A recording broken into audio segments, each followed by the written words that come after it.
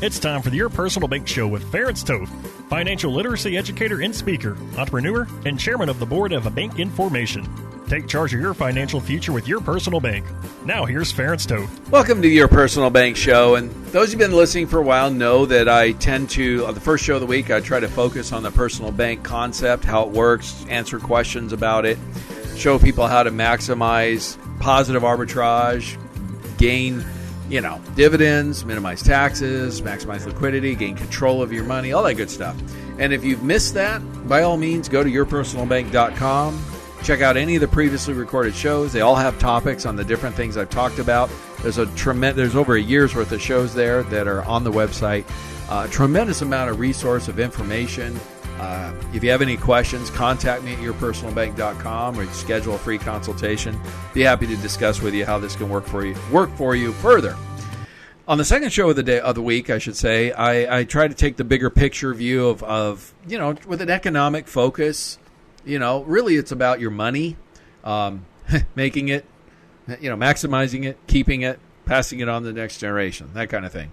And lots of things can fall under that. And, for a while, politics was kind of dominating that thought process. I've gotten away from it some. I think just out of maybe sheer exhaustion, if you know what I'm saying, just getting tired. I went on vacation recently also. So it gave me a chance to take a break and get away from things for a little while, which obviously everyone needs. But it unfortunately, I've got to bring some of these things back up because, well, right now it's frustrating because it's almost like a never ending cascade of people wanting to change our society, change our way of life, and expand our government. And, if you've been listening to me at all, you know that I'm not a fan of big government. I'm not a fan of the government handling much of anything, frankly. I just think it's a bad option.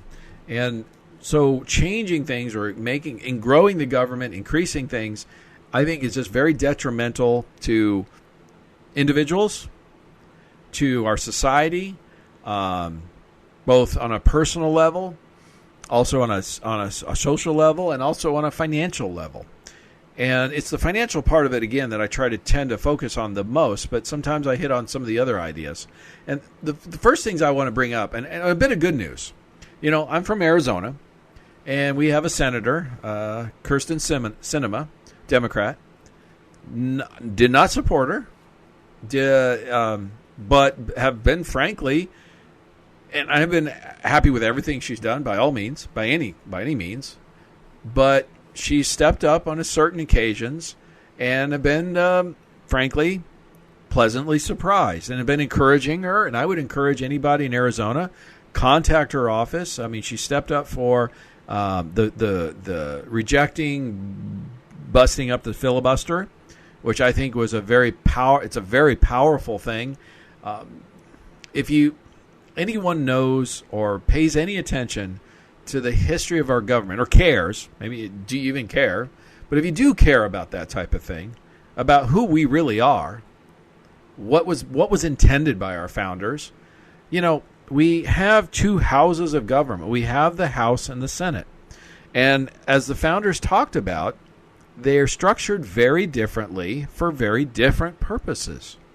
The House, for example, as most of us know, they run for re-election every 2 years. And the senators every 6 years, so they have a much longer term, and a third of them go for re-election every 2 years. The purpose behind that really is, as the founder stated, the Senate was supposed to be the more deliberative body. It was supposed to take its time. A lot of the complaints recently have been about how the Senate has been so slow and how they talk endlessly about things, endless debate, and all that kind of stuff. That's their purpose, folks. That's what they're designed to do. They're actually doing their job, believe it or not.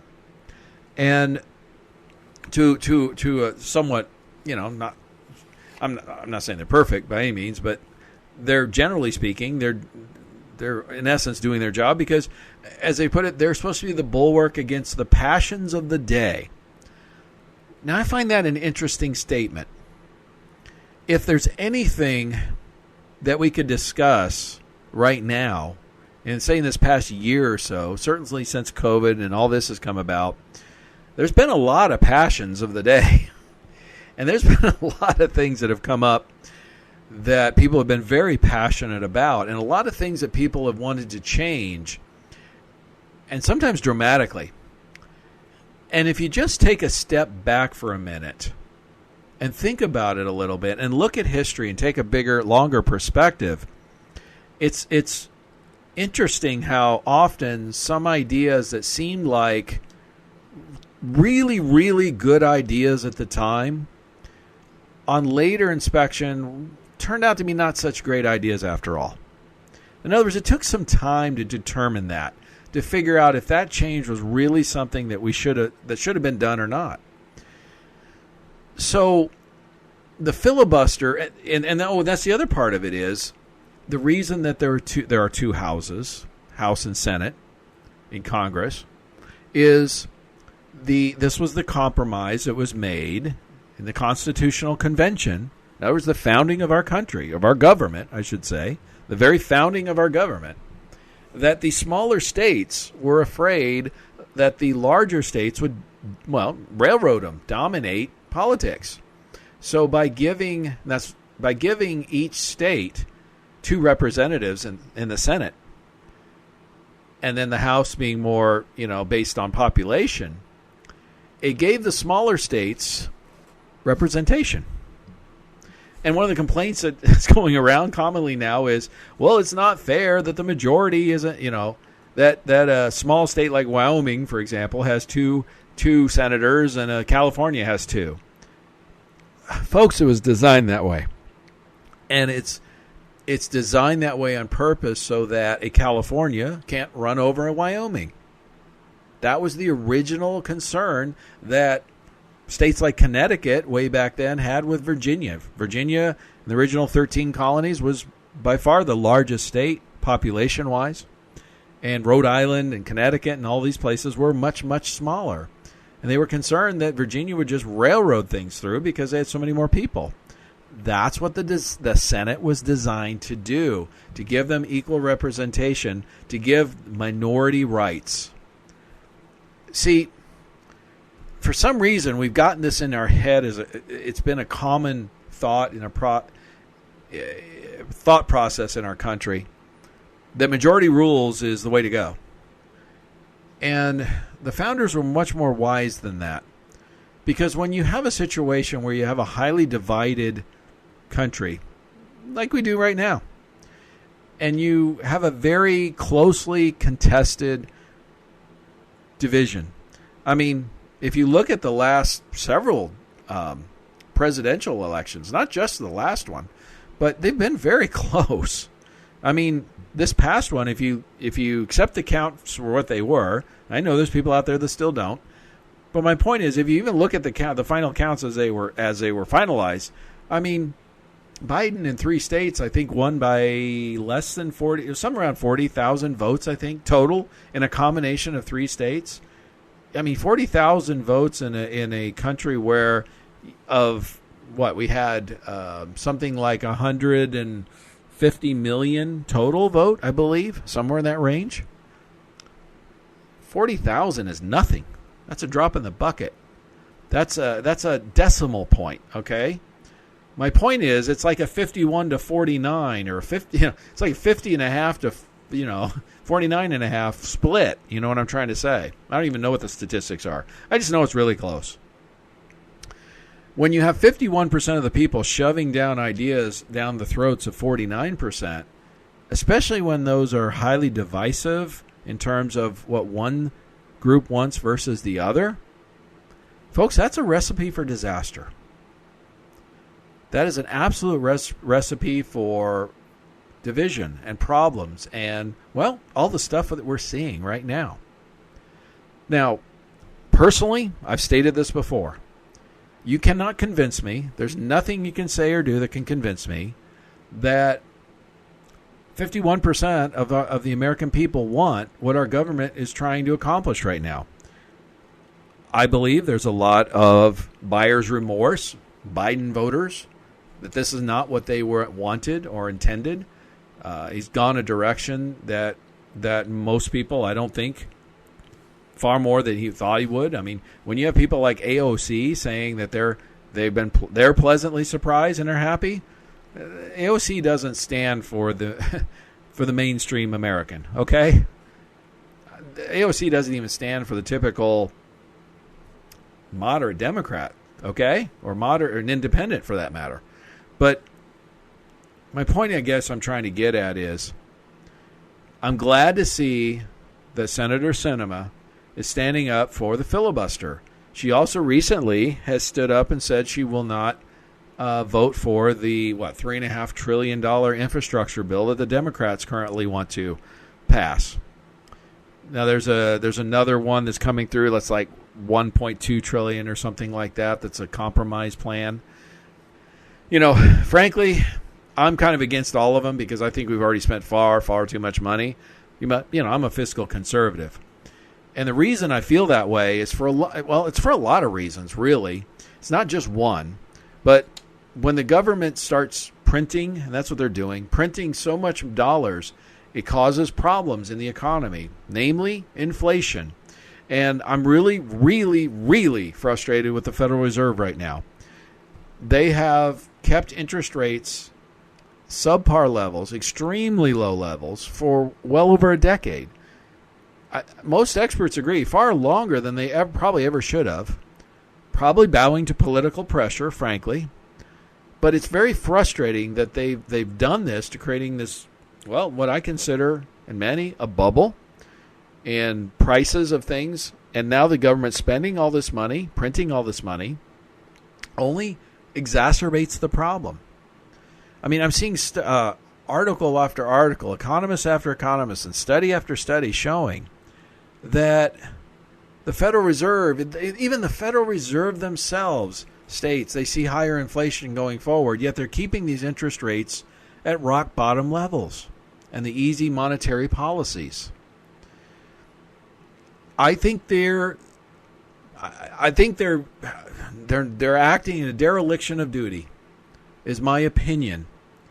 We're going to see what happens, but I don't like what's going on. I don't like the direction of where I see economic policy going on, and I'm glad to see Senator Sinema step up and say she's not going to support spending another $3.5 trillion on infrastructure.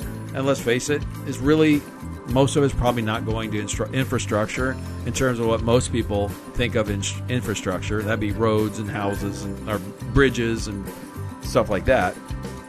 But let's stay tuned in the next segment, and we'll talk about further how this economic boondoggle, in my opinion, I think is going to affect people going forward and what we should do to plan for it. So stay tuned. For more information on Your Personal Bank, feel free to contact Ference at yourpersonalbank.com.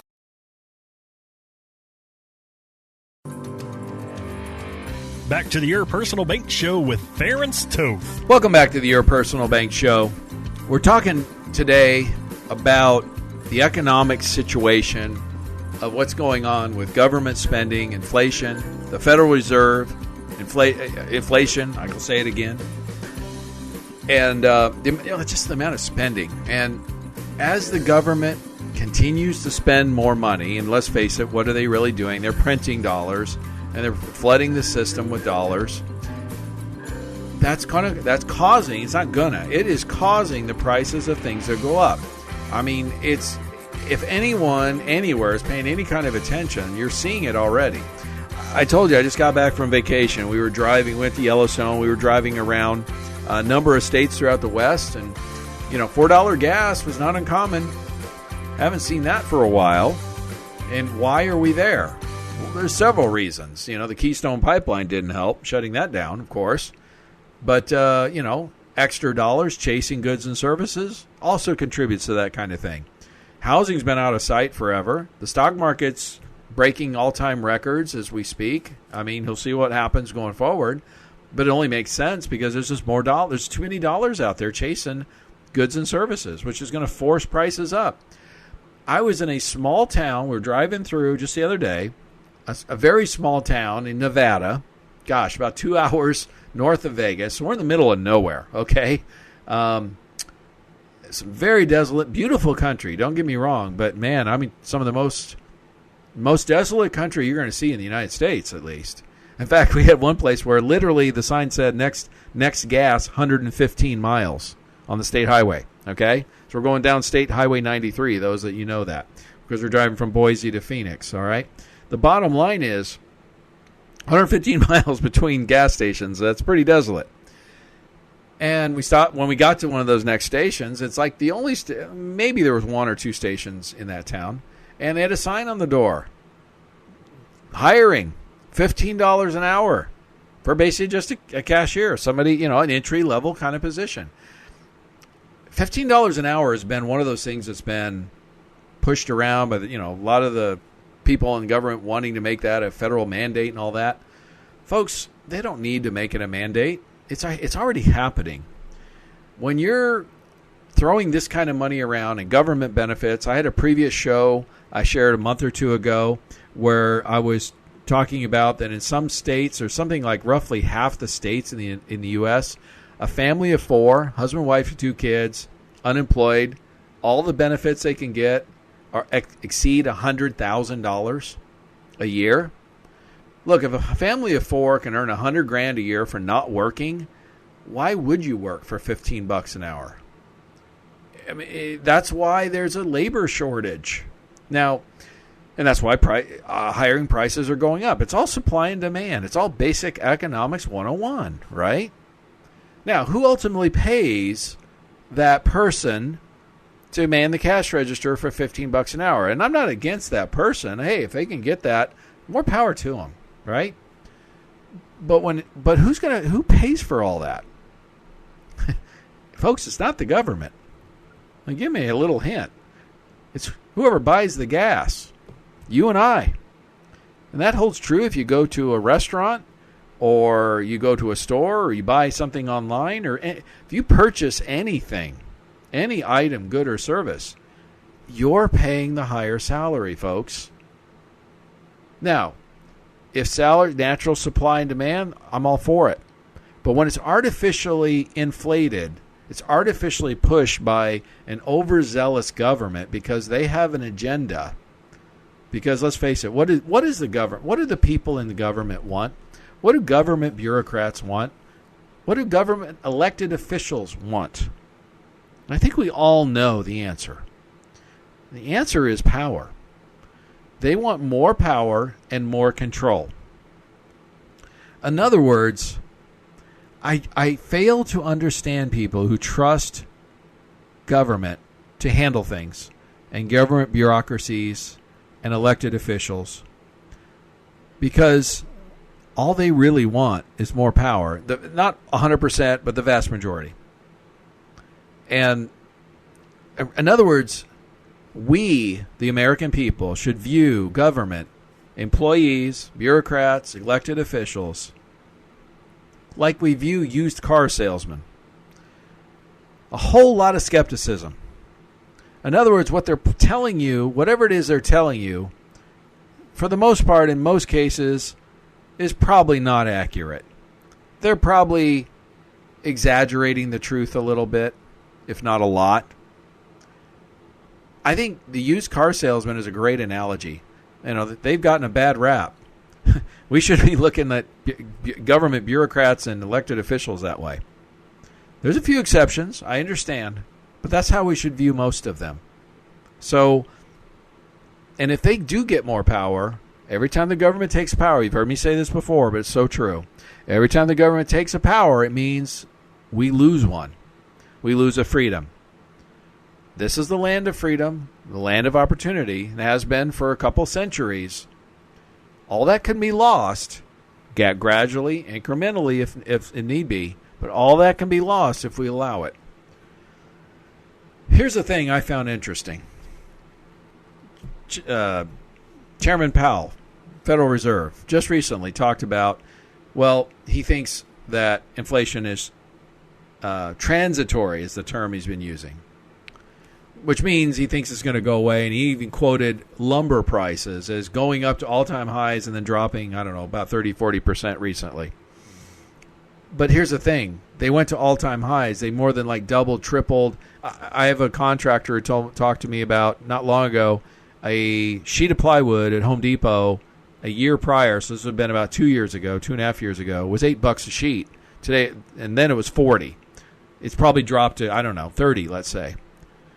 And Chairman Powell talking about that being a good thing, going from 40 to 30, let's say. Okay, or even 25. But the point he's missing is it was 8. What's that going to do to the price of every house in America, every new construction project, anything that uses wood?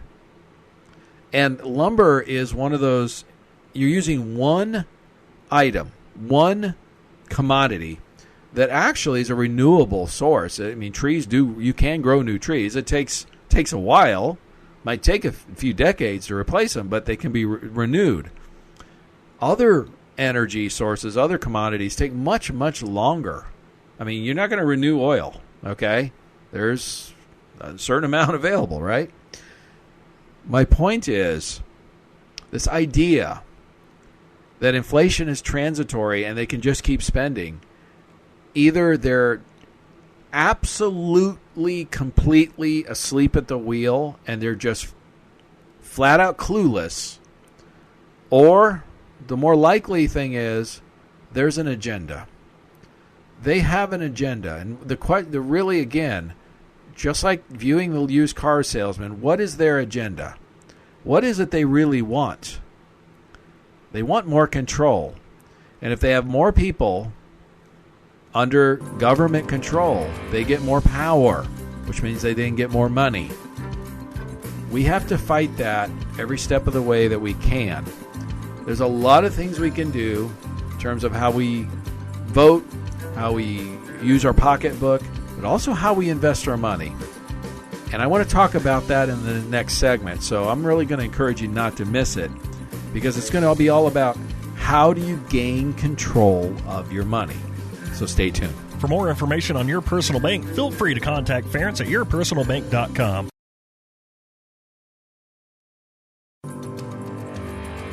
Back to the Your Personal Bank Show with Ference Toth. Welcome back to Your Personal Bank Show. And, well, what I want to talk about is control. And really, control of your money. See, here's the thing you need to understand. If you have your money invested, let's say it's in a traditional IRA, for example, any type of 401k, 457 plan, any deferred comp plan, anything like that. And it's subject to a future income tax rate when you access the money, when you withdraw it. And that future rate happens to be unknown, right? We don't know what that rate's going to be, do we? Are we in control? No. Who is? Congress. Who determines what the tax brackets, what rates taxes are? Well, again, that's Congress. Can you predict, can you tell me what that rate's going to be in 5 years? How about 10 years, 15, 20, or longer? Obviously, the answer is no. What you're doing by, should you defer money into an IRA or 401k? That's an answer that has to be answered individually. It depends on your situation.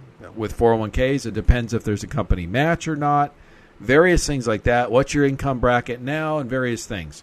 But also the question that needs to be asked and answered is, what do you think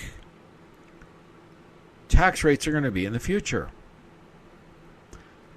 Our current administration is consistently talking about increasing those taxes. Our current administration is also consistently pushing for spending more dollars, which means more government debt, which means they'll need more resources to service that debt. And one of the primary ways of doing that involve taxes, taking it from us, you and I. Because remember, the government has no money. They can tax us and get money.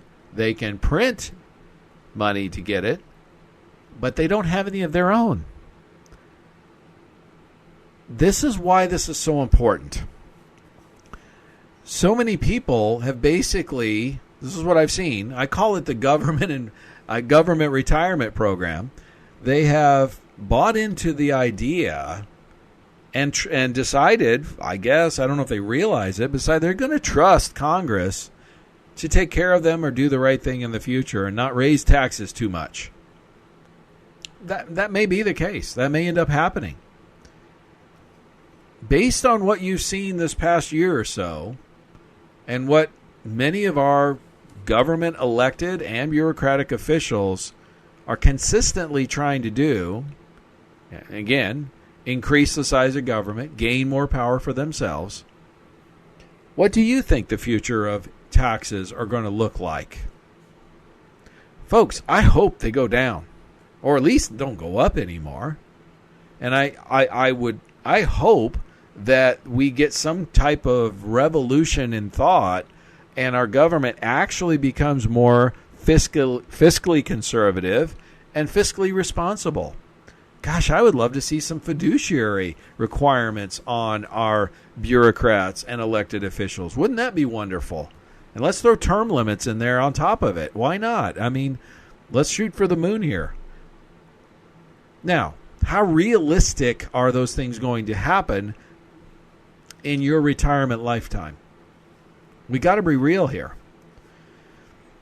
Look, if you've spent your investment lifetime building a 401k or an IRA or deferred comp or any of those types of plans, you know, you've done what you've done.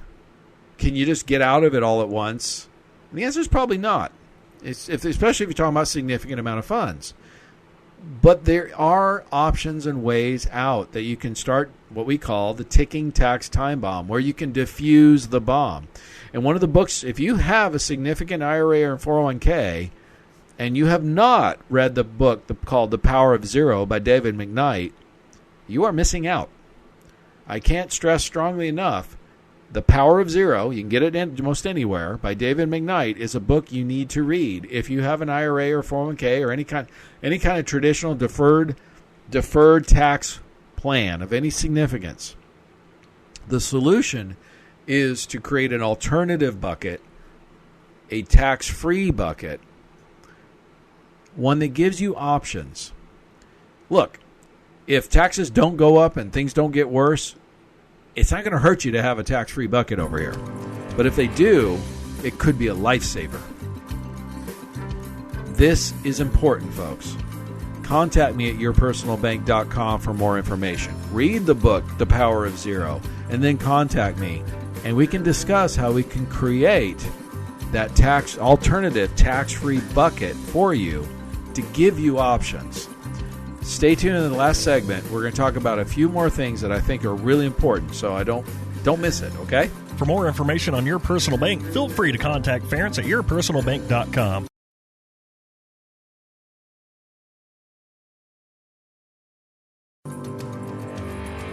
Back to the Your Personal Bank Show with Ference Toth. Okay, we're going to finish this up today. We're, like I said, talking about the current economic situation, the political situation, the Federal Reserve, inflation. I think the direction things are going is overall not good. We've gotten a little bit of good news. Like I said, kudos to Senator Sinema. If you're an Arizona voter, I encourage you, or an Arizona resident, and you believe that our government should not be spending $3.5 trillion on infrastructure, like she said she will not support, let her know. Send the messages. Keep her resolve firm, because she is getting attacked by her own many in her own party. It's ironic that we're having to rely on a couple of moderate Democrats to prevent wholesale transformation of our government systems and economic situation. And that's Senator Manchin in West Virginia, and Sinema, who've been sticking to not, busting up the filibuster, and now Sinema is saying, hey, we just can't spend that kind of money. To her credit, she's going against her party. That's got to be tough. But at the same time, I think she understands where bread is buttered. She's in Arizona, and we are not as, everybody keeps saying, we're purple state. I'm not so convinced of that. I lived here, and I've been here for decades. Maybe that's true. But I meet with a lot of people. I travel a lot. I speak with. Now, of course, I'm dealing with folks that are more investment or entrepreneurial minded. I get that. So my view is probably a bit skewed. But there's a whole lot of us here, okay? We're not in the minority, in my belief. In fact, I don't think we're anywhere close to the minority. I have a non-scientific evidence to that fact. In fact, like I said, we just got off vacation driving up from Phoenix up through Utah to Yellowstone and went over to Boise for a while, meeting with some clients and such. Same thing in Salt Lake. Came back through Utah and, overwhelmingly, obviously we're in generally red states for the most part. I get that. But the folks, the flags that you see driving around, it's interesting how the ratio of what you see is tremendous. There's a tremendous outpouring. You're not alone. Look, if you're not happy with the way things are going with our government, you don't think big government is the way to go, you don't think our government should control everything, and you don't think they should raise our taxes and spend all this money, I want you to know something. I've got some good news. You're not alone. In fact, I firmly believe you're in the majority, and not only you have a small majority, I think firmly you're in quite a large majority. Again, we have evidence of this fact. We have our own senator from Arizona stating that's too much. We can't spend that kind of money in addition to everything else we're spending. Thank God she's standing up and saying that. It may not be popular right now. I understand that. Being a fiscal conservative and austerity and all those things may not be popular. But, I believe at some point people are going to thank us for that. And our children, certainly. Are we going to destroy our children's and grandchildren's future by just blowing out the budget to the point that it's irrevocable? I don't think we're there yet. I mean, as bad as things have been, and I believe we're going to be dealing with some inflation issues for some period of years, and this is recorded, and this will be on our website and on our show, so we can go back a year from now, 2 or 5, and let's see if I'm right. Maybe I am, maybe I'm not. But here's what I'm going to say. I can't see a scenario where the level of spending that's already occurred and looks like will occur at least for this next year, and keeping the monetary policies that our Federal Reserve is keeping, the low interest rate, easy money policies, I just can't see a scenario where inflation is not a big issue. I think the Federal Reserve is being asleep at the wheel at the best and just flat out dead wrong. And I think they know. I don't think they're that stupid. I think they know it. I just think they have a different agenda than the average American. We don't want to see prices of everything jump 10, 20, 50% or more like we've been seeing already. They don't seem to care. And again, it comes down to you got to start asking the questions of why. Why would our federal government want to be giving out over $100,000 a year in benefits to a family of 4 for not working?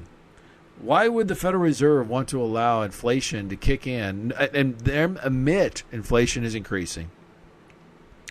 And yet, at the same time, the next breath say, well, but we're going to keep the easy money policies and low interest rates, which does nothing more than add fuel on the fire, throw gas on the fire. I mean, we can be as frustrated as we want about it, but really the smarter thing to do is start asking the questions of why. What are they trying to accomplish? What's their agenda? And what can we do to protect ourselves? I've said this over and over again with inflation. Either purchase items that have, assets that will increase in value. Things like real estate come to mind. Okay, in an inflationary environment, and or highly interest rate sensitive assets. You're talking about things that are interest rate sensitive. A lot of bank money these days is so low, it's not going to go up until the Federal Reserve changes. But at some point, if it does, then they'll be at some point when they're forced to change. Then you'll see that change. Bonds are interest rate sensitive. Your personal bank is. Like I said, the fact you can still get up to 6% dividend even today in this incredibly low interest rate environment is powerful. With a history of paying 7-8% dividends, even back in the late 90s and early 2000s when we were in a normal interest rate environment. In a high interest rate environment, personal bank dividends were in the double digits. Okay? It's all relative. My point is, if interest rates go up, we should see dividends go up. And we should see better return on our money and a good inflation hedge. Plus, if you think taxes are going up, you want to look for things that either limit or have no income tax implications. Your personal bank certainly is one of those. So for those reasons alone, it's certainly worth looking into as a diversification strategy, obviously. But again, gaining control of your money, gaining access to your money, using it when you want it or need it or take... Because here's the thing. When things change, opportunities will also then present themselves, won't they? So if you have a ready source of cash, ready source of money where there's no downside implications, penalties, taxes, or anything else for that matter to access the money, and not only that, in fact, when you access the money, still gain some interest, gain some positive arbitrage, well, that opens up a whole world of opportunities, doesn't it? That's why I'm such a fan of having at least a portion of your money based on your personal bank concept. I think of it as foundational money even because it's a great place to start. There's safety, there's guarantees, there's tax benefits, there's compound interest. It builds over time. You got liquidity. You know, what can be more foundational than that? And then you can build upon it and build that financial skyscraper because you have a solid financial foundation. How many times have we seen people who...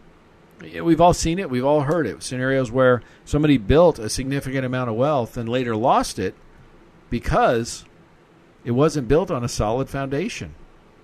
This helps accomplish that, this personal bank concept, okay? But like I said, getting back to the bigger picture, to give her kudos, if you're an Arizona resident and you don't believe and you agree with Senator Sinema that $3.5 trillion is too much to spend on infrastructure or on an infrastructure bill that's quote unquote for an infrastructure, I'm not sure even what percentage of it actually would go to roads and bridges and stuff like that. Probably a pretty small percentage based on everything else we've seen. Contact her, send her an email, help her stand firm because these are the things that we can do now to help ensure that our financial future isn't, well, wrecked. Devastation can occur, folks, from an economic and a financial situation individually and as a country. All right? So these are super important things for our future. We have to stay involved. I know it's frustrating. Like I said, I took some time off on a vacation and got away from it all. And you know, frankly, it was a welcome break. It was nice to not have to listen to... You know what it is, folks? I appreciate my country and the opportunity it's given me. I've told you this. I'm first generation. My dad escaped the Soviets from Hungary. I served in the military partially to help preserve those freedoms for all of us. I appreciate what we have. I've traveled enough. I've done enough reading. I'm enough of a historian to know that what we have, the freedoms that we have, is actually really special and is unusual when you look at the history of humanity. This is a rare thing. We were born into or moved into or landed, however we got here, into a tremendously amazing opportunity and a very rare time in history. Understand, depending on where you would, if you were in a different time period or a different part of the world today even, very likely you would not have anywhere near the opportunities or the ability to live the life you live for you or your family or your business. That's just the facts. Folks, we are blessed. And in many ways, we are blessed beyond comprehension almost.